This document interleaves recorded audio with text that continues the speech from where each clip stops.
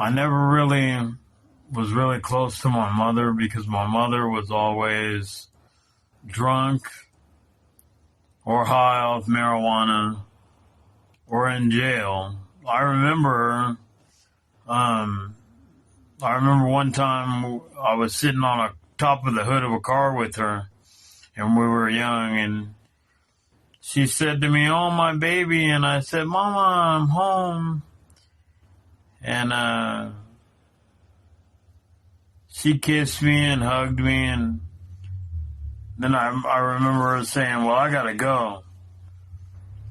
And then my grandmother came outside, and I said, "Where are you going, Mommy?" And I remember her and my grandmother talking about her, and she goes, "I gotta go away for a while."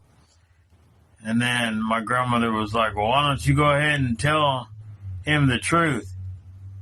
And my mom goes, "He already knows I'm going to jail."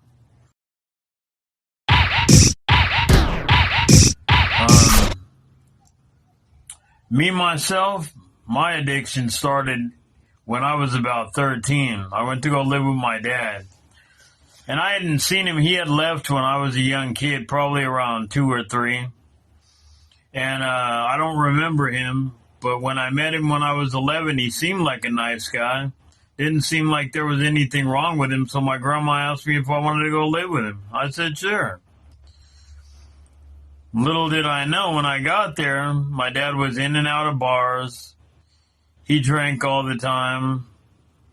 He blacked out, and he left bottles of JD, open. So when he was blackout, I would grab the bottles and drink them. And there was only about that much in them, a little bit. But, it was enough to get me drunk as a child. And I remember in particular this one time, because I was a latchkey kid. And so I was able to buy stuff. And so I had this guy buy me a bottle of Southern Comfort 100 proof. And I was going back and forth to his place drinking. He was a little bit older than me. But I got the bottle, and I had a lot of it left because little sips at a time would get me drunk. About that much would get me drunk. So I hid the rest of the bottle under my clothes in the drawer. And my dad looked through the clothing drawer and found the bottle. And he goes, "Well, whose is this?" And I go, "It's not mine." I came back from living with my dad. And, I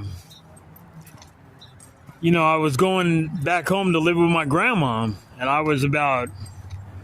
I'd say I was about 17, probably like 16 and a half, something like that.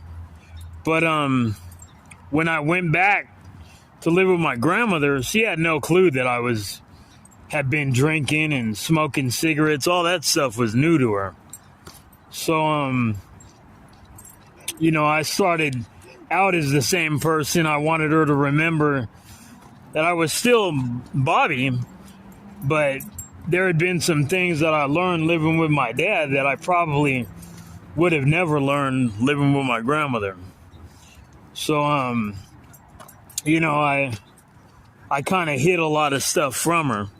But, yeah, you had problems that, I was still facing. I remember one time that my cousin, had to save me in Riverside, California, in Patterson Park from this girl who was drunk.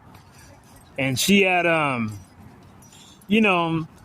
some of that, what do they call it, night train. And I wanted a drink of that. And she asked me for some money. I gave her $10. And then she started, getting mad at me. And me and her started arguing.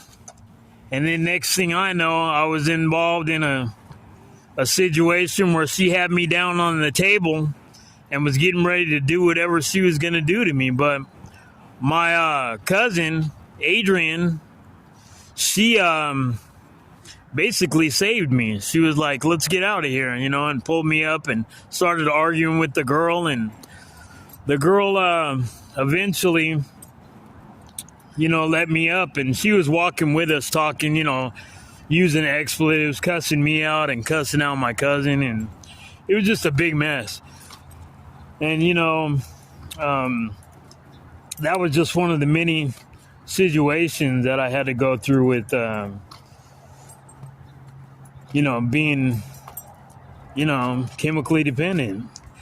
And then there was another situation where I had come home many times. My grandmother, she was about probably like 60 something years old, and she wasn't ready for the stuff that I was pulling on her. But I would go and I would go out and party and come back drunk, and she would get upset with me, and she didn't know how to deal with it because I was throwing up everywhere and getting her up late at night. And so she'd get a belt and she'd spank me. At 16 years old, I was getting spankings. I did all kinds of crazy stuff. I did a lot of stupid, crazy things. Lying was a big one, though. The interesting thing, though, about lying is that I didn't know how much lying actually was contributing to my addiction. Lying in itself was an addiction. I was really, really focused on making sure that I could make people believe things that wasn't true. And I was good at it. And because I was good at it, I enjoyed doing it. Because if I could make the next guy feel like he was more inferior to me than necessary, the better. I wanted people to see that I was big, tough, and bad, and you didn't mess with me. And eventually, it started to manifest itself and rear its ugly head. I, would get caught in my lies, especially to my grandma. I would tell her things, to make her believe it so that I could, get money from her for crack cocaine, for, alcohol, different things that I was doing. And the more I did it, the more I started believing,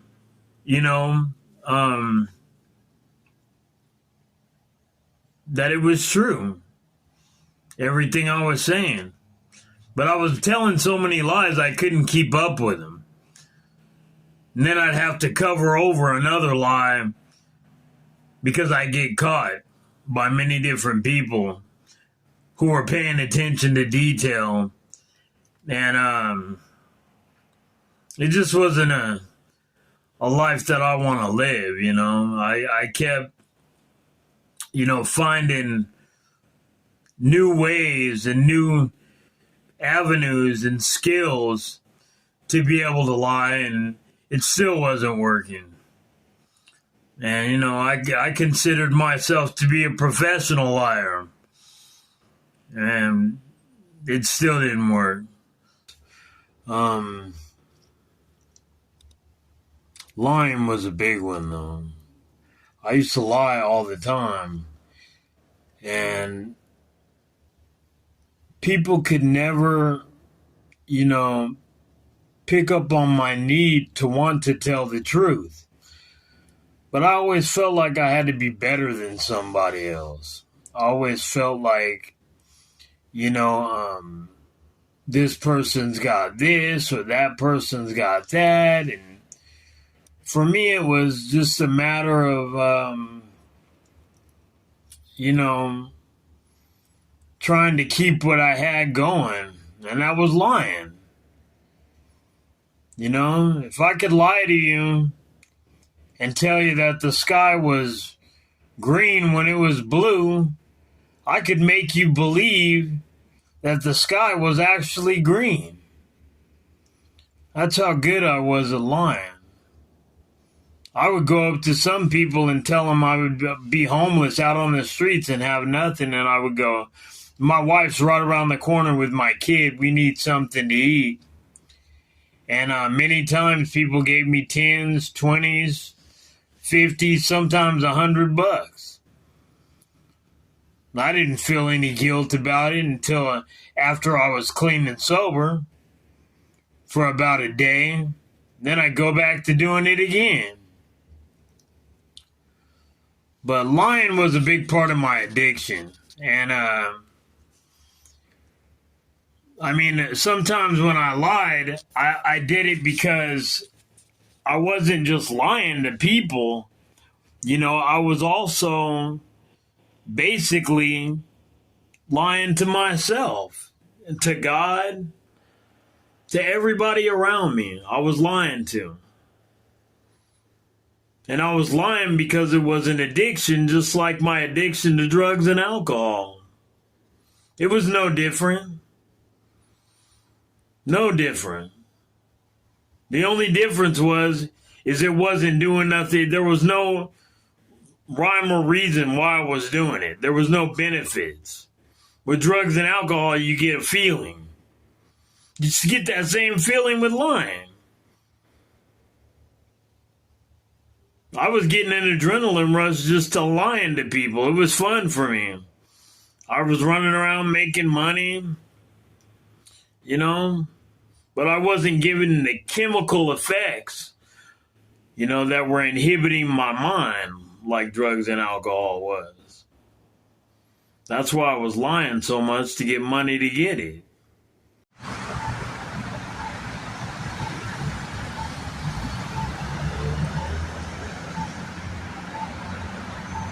He just did an elective class to show his life about entering out here in society, in the world. Well, I just did 20 years. I did a lot of stupid, crazy things. Lying was a big one, though. The interesting thing, though, about lying is that I didn't know how much lying actually was contributing to my addiction. Lying in itself was an addiction. I was really, really focused on making sure that I could make people believe things that wasn't true. And I was good at it. And because I was good at it, I enjoyed doing it. Because if I could make the next guy feel like he was more inferior to me than necessary, the better. I wanted people to see that I was big, tough, and bad, and you didn't mess with me. And eventually, it started to manifest itself and rear its ugly head. I, would get caught in my lies, especially to my grandma. I would, tell her things, to make her believe it so that I could, get money from her for crack cocaine, for, alcohol, different things that I was doing. And the more I did it, the more I started believing,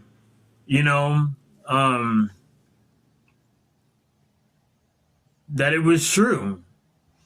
Everything I was saying. But I was telling so many lies I couldn't keep up with them.